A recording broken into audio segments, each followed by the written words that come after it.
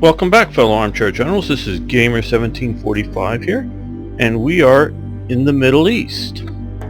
Most of you probably not heard of the place, or know anything about what's going on there. Probably not.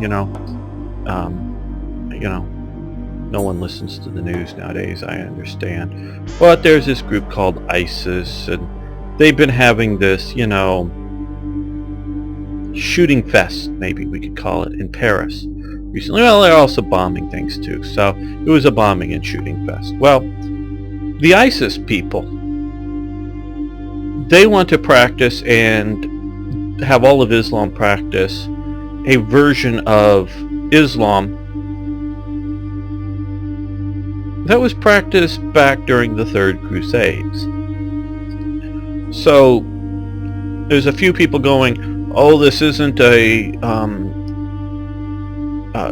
culture conflict, it's just a extremists that are forced into it because of either global warming's drying up the desert, or just climate change, or the oppressiveness of Middle Eastern governments, or other reasons that this is happening. They want to say it's not having to do with a culture conflict clash. Well, maybe, just maybe, if most all of these governments, and there were efficient and effective run governments that met the needs of the people, they wouldn't look for other types of governments or philosophies to follow. That might be true, but what sort of pokes the hole into it is Osama bin Laden and most all of the hijackers on 9/11, that other Middle East group that if you watch the news you may have heard of, called Al-Qaeda, the base, as I understand it, sort of like base of operations or something like that. But Al-Qaeda, they came from Saudi Arabia.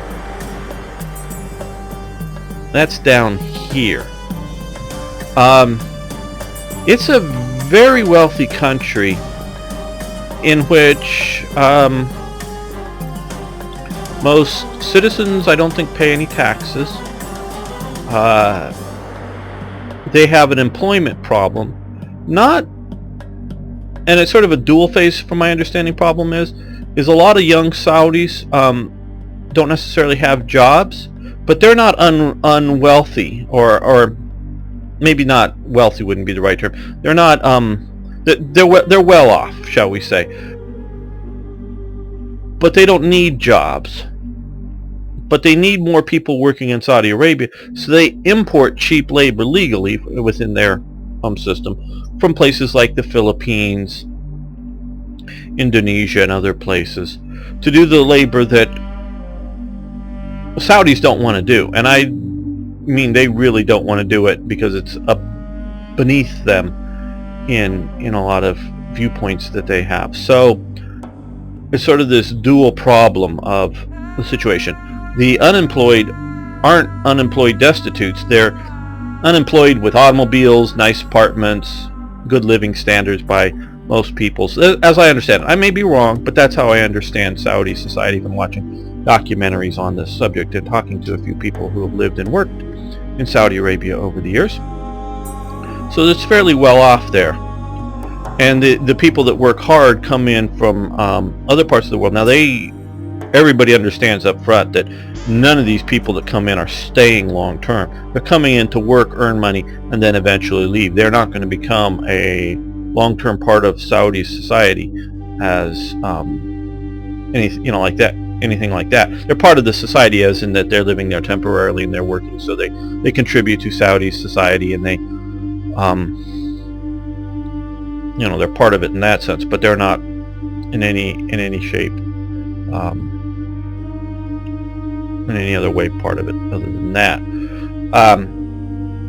So I don't buy. Oh, and also a lot of the people that had that party, the shooting and bombing party in Paris just recently, a lot of them are from my understanding, are from Belgium and from France. And they do, I think maybe in both those countries, but I know a bit more in France, have a bit of an unemployment problem with the Muslim youth. But I really don't think that they're terribly destitute or terribly, so bad off. So their lot in life is so bad that they're just in such desperation that they've just got to change things so that they, either on the one hand want to go back to the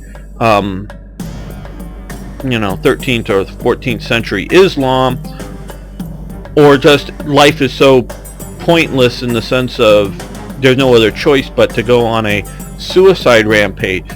It ain't that, folks. For the most part, they ain't there.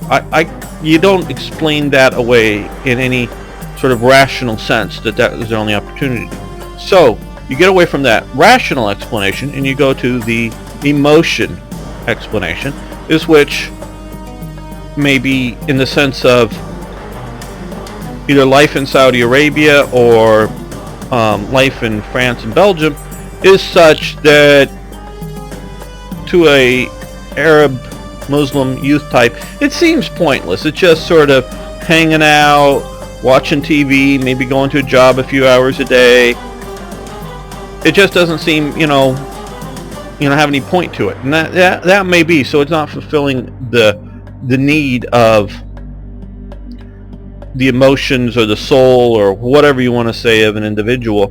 Okay, but that doesn't mean that the other alternative to modern Western culture is fundamentalist, violent, aggressive Islam that enslaves people and does lots of other bad things.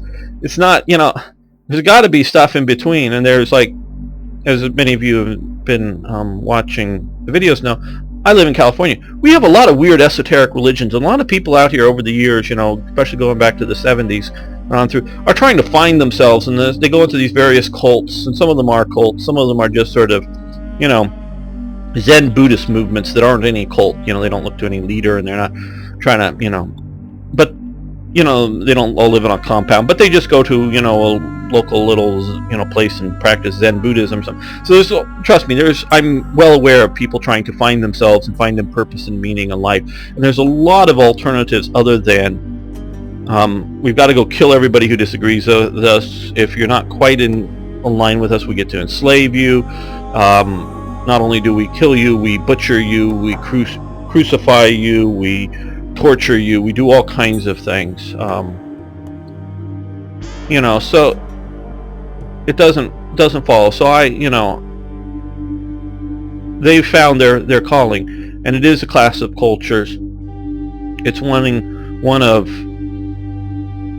I think, violence and dominance and that kind of thing, because they want to dominate others. I really believe that is a lot of it at its core. Which, of course, if you've been watching my Hearts of Iron series, that's sort of some of the core at Nazism. This is mostly has nothing to do with Nazism, though we can go into some of the seeds that were planted with the Mufti of Jerusalem and some of the others that have sprung up in various elements. And within ISIS, because ISIS has it was Al-Qaeda in Iraq, which had a lot of Saddam Hussein Ba'athist support. And when it was beaten in Iraq and driven out, I think about 300 or 600 of them fled into Syria, civil war space, and a lot of them were Baathists. And they're the sort of the technical people in ISIS, and they sort of changed their name to Islamic State, or Islamic State of the Levant, or various. I know I'm going on a bit here, but various terms it's called, but ISIS is just sort of the general, most people know what you're talking about.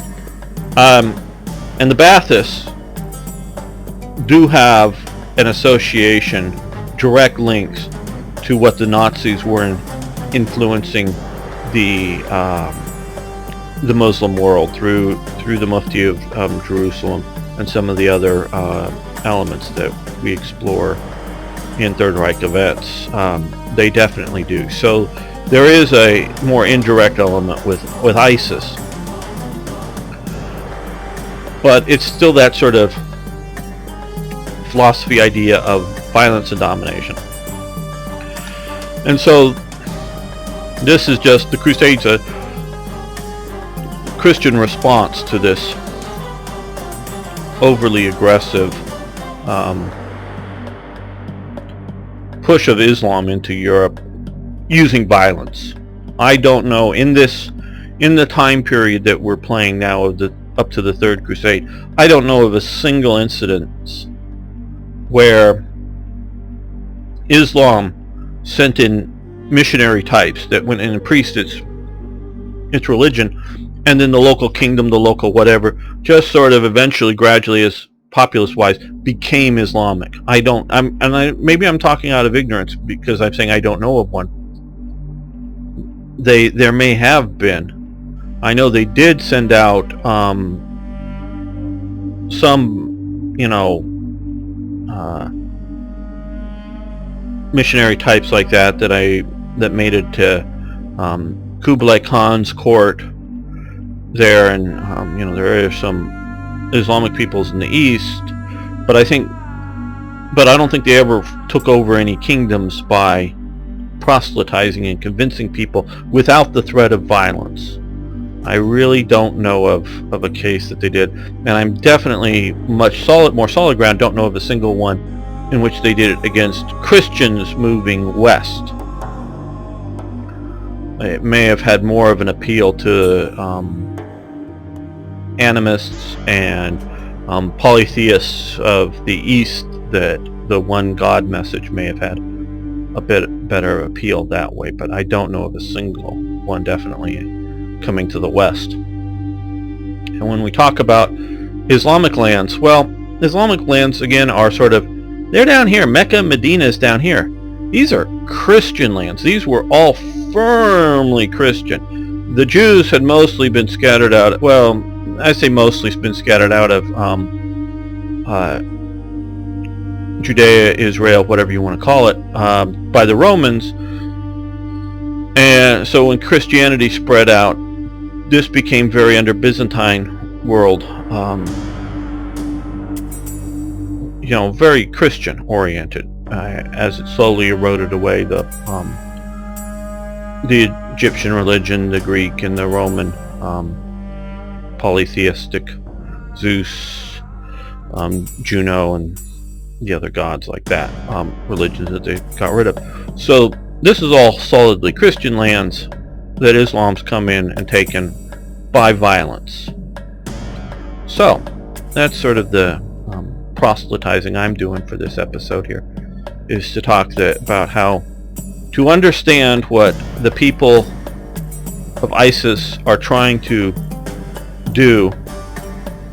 You need to understand it in the context of the Crusades and before. Not just, the Crusades was Christianity's badness onto Islam. Nope, I'm not going to buy that. I'm not saying all the Crusades did Crusaders did good things. I'm not going to say they didn't go butcher people. They did. We're going to see a little bit of that in this coming episode in a way. But they were reacting to pressures put on them by Islam, and they were sort of like, when they did get to bad actions, they were normally forced upon them by various circumstances. So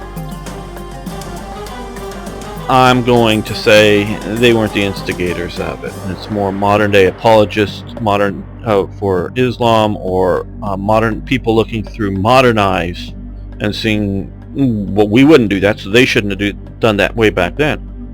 Well, they didn't have prison systems, and they couldn't do things like that back then. So, and putting somebody in a modern day prison, that's maybe better life, food and other choices than everyday life back then. So, okay. Now, what I've done here is I've done a little bit of trading with some of these various pilgrims, and got rid of most of my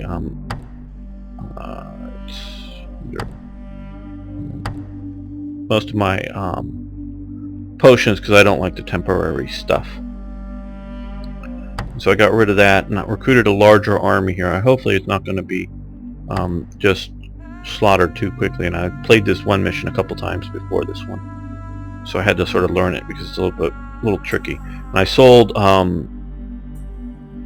Cyprus here to the Hospitalers. Back in this time, the big Crusaders were the Templars. The Hospitalers were sort of the secondary, but I gathered from the history that this is based on, the Templars weren't doing very well, and there was a revolt in Cyprus. So I've sort of sold Cyprus to the Hospitalers to see if they could handle it. That got us the money. So I'm going to go into Asia Minor and sort of get the northern flank here. So now, first I tried this Praised be the Lord. mission. Sire, we are in need of your aid. We must occupy one of the nearby hills. Occupy the hilltop. You cannot allow Guillaume de Rançon But this to guy fall. moves up way too fast for me to meet him there. So I'm going to go with the This Templar. hilltop is the key to victory. We must build our defenses there. We received word that the Papal Court has sent one of their great hypocrites to do the same. This man, the dim-witted Guillaume de Rançon, is an enemy of our order. But as you know, the Church needs its martyrs. If we should occupy the hill first, we might watch safely from above while the Saracens destroy his forces. Now, this is of course fictitious because the Templars and King Richard never made it this far east, but there was certain factional fighting amongst the Crusaders. Now, also one other thing, I want to buy one of these sabotage because they have these sort of the rocket launching, arrow launching, fire arrow launching things, a couple of those that chew my troops up too much, kill too many units. So, like I said, I played it a couple times and I think I figured out how to do this. And I don't want the series to end because it gives me a chance to talk about this stuff.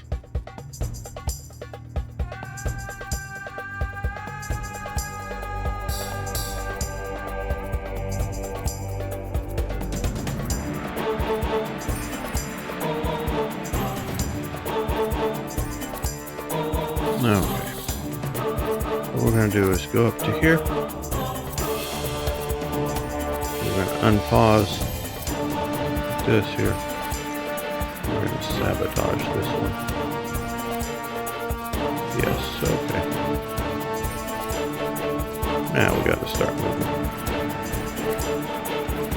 Infantry. Move faster. Cavalry. All right. Move faster. Infantry. Absolutely. Infantry. Balance. Infantry. All right. Okay, well I'm going to pause this here. Welcome back. Just had to deal with a phone call, but I'm back.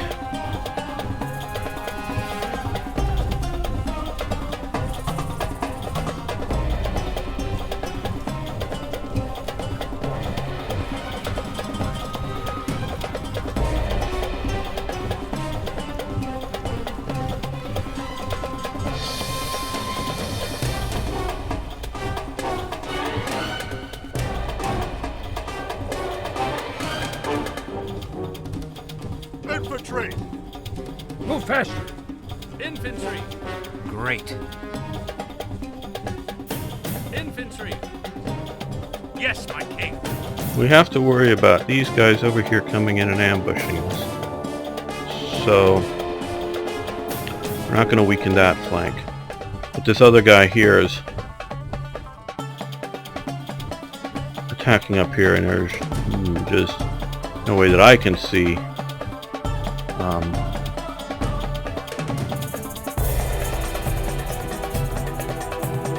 these are Crusaders. I wonder if I was able to take out both of those launchers, they might survive. But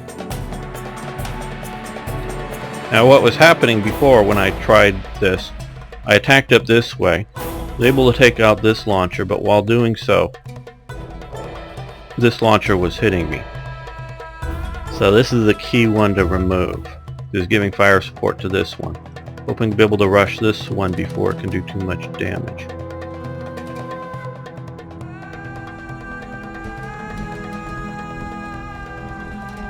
Archers!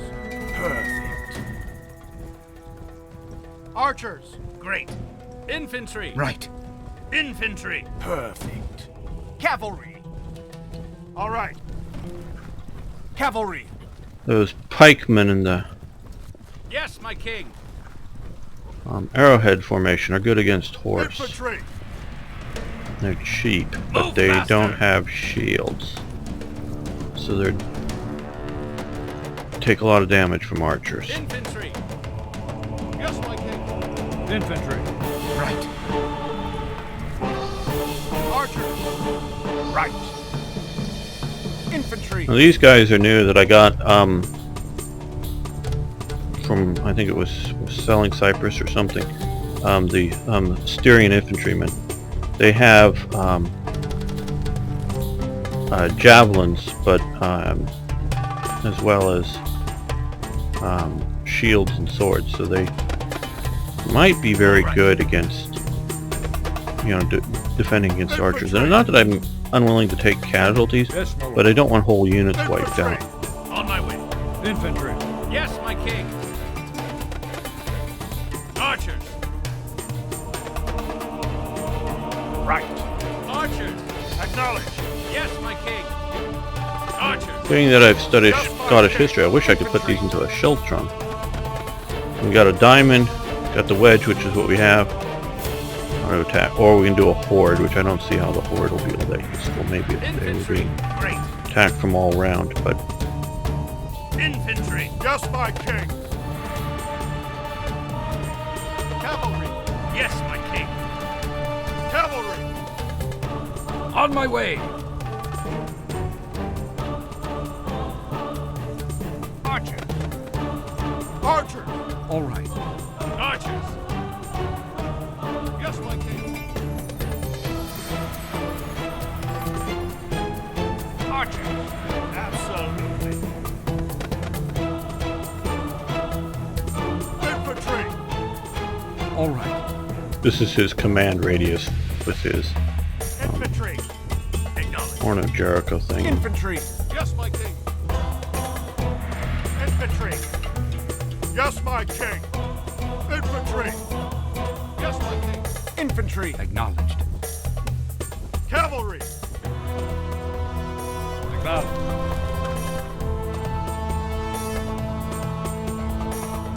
Infantry! Yes, my lord.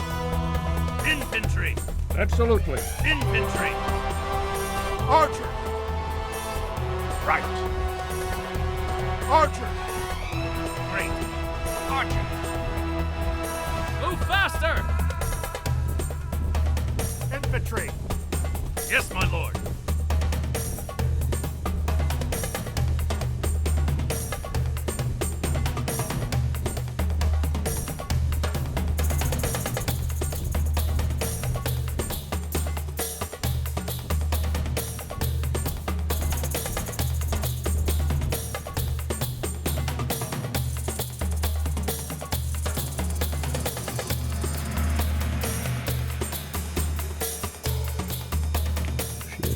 There.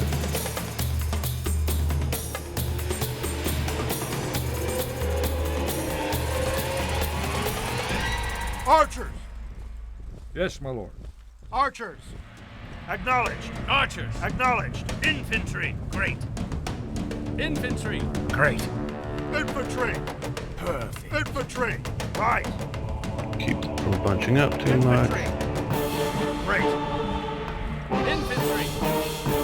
Yes, my lord. Cavalry. Right! Cavalry! Fortunately, most of the Acknowledged. Islamic cavalry, as historically they were light horsemen. Archers. Yes, my king. Archers. On my way. Archers. All right. I think you have to get into the later period in Egypt for them to finally get heavy horses. Okay, Infantry! Yes, my lord. Archers! pause this. While we designate targets. Archers! Fire! Archers! Fire! Key here is to keep your Infantry! Scatter the enemy! Infantry! Scatter the enemy! keep your archers out of the range of the enemy archers, but use them to pelt their lighter. Infantry! Scatter the enemy!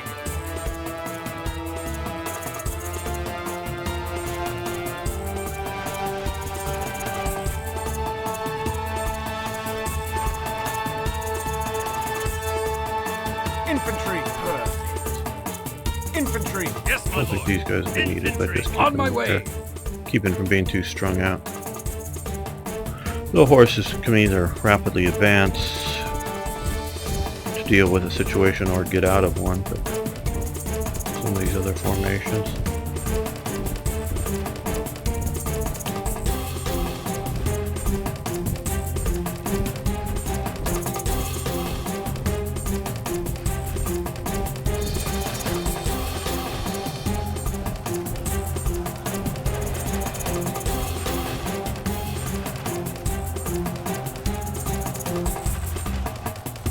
Now, these Templars are the core of my army here.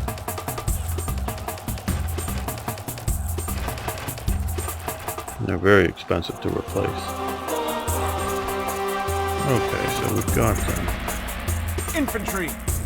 Scatter the enemy! Infantry! Scatter the enemy! Infantry! Scatter the enemy! Archers! Perfect. Archers! Archers! Great. Infantry! All right.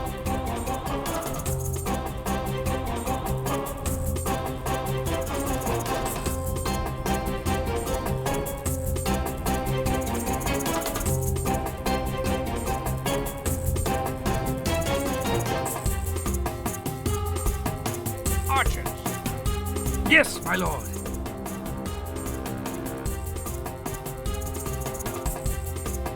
Now that the knights are going to be Fire! the primary target and disrupting them with melee attacks, we're gonna Fire! do some additional fire support with archery.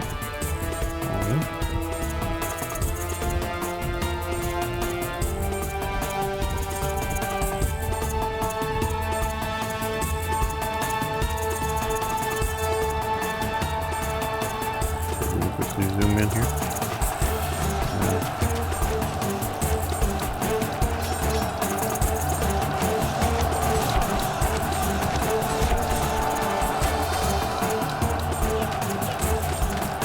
Archers don't do well in melee combat. Not that we expect them to do well. Okay.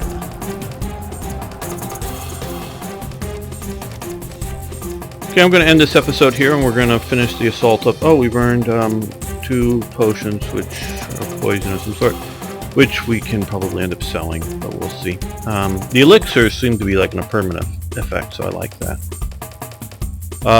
Again, thanks for viewing, thanks for liking these videos, and please post your comments, so long as we don't go to too hateful of a place, though, because I know emotions can be running heavy. With what's going on, I don't mind at all talking about how history influences today and such, so thanks again.